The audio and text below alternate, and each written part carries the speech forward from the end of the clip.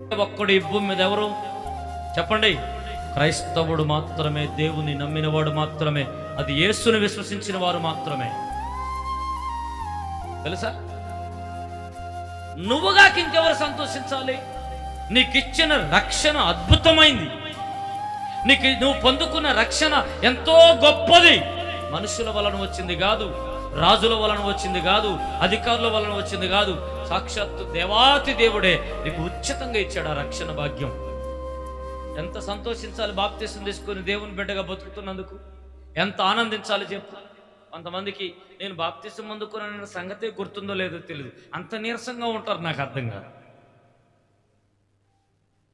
ఏమండి?